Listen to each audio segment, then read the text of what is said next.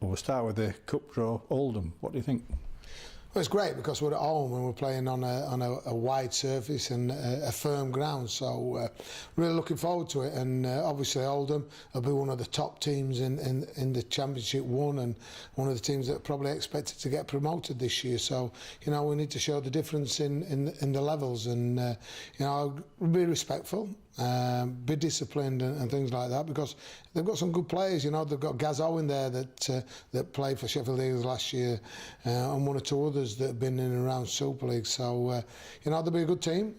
It's all about us, and it's about getting to the next round. So we're delighted that the draw is at home at the Keepmoat Stadium next week. And a good result on Sunday, but not the performance you were after. The results, every minute matters, as that's what the new saying is in rugby league, and thank goodness we got away with that, and we played right to the end and got the result that we required. And I guess yes, I was frustrated, and yes, I was disappointed, but you know, I should take into perspective the week before, the travel up to Whitehaven, the pitch, and how much it took out of us. And we tried to handle that in the week, in the preparation to the week, and you know, we pulled back a little bit. And did we go too soft on them? And if we did, we got the performance a very below standard performance. And you know, what I would say is that we learnt from that, and this week we haven't gone soft, we've gone back up to the levels that we want. And let's say we're a bit physical last night and a little bit brutal and a little bit honest, because they're things that we wasn't on Sunday against.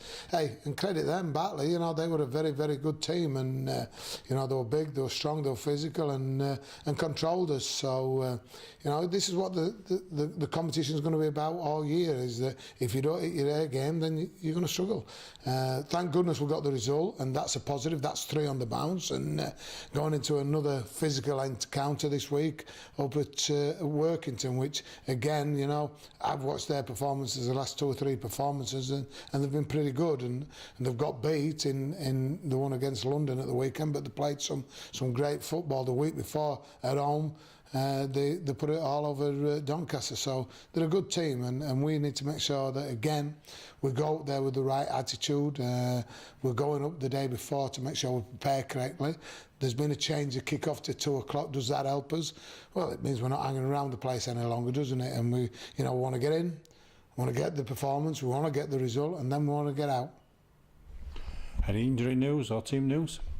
Well, fingers crossed. You know, Michael knows we'll be going to see the again have his thumb x-rayed on Friday, and let's fingers crossed that he'll be fit for us at the weekend, because Nozza is Nozza, and if he gets the cast off his hand or his thumb, then he'll put himself available. So it's a quick healing bone, I'm meant to believe. So there's a chance. You know, Jamie Langley's trained this week with the first team and done some of the contact and stuff, so he's getting a little bit closer. Mitchell's looking like a 90-year-old man walking about at the moment, because he's having double days, treble days, and it's gone physical with him now. So you know, we're starting to get a few people back. I thought John Davis again last week put a big stint in. He's coming back to the form, but there's a few battered and bruised, but I don't think they dared mourn about it this week because of the performance. And I think the saying was, you won't break us last night. Well, I tried very hard, and it was very tough and physical, and I don't think there were too many people put their hand up to say that they were injured, because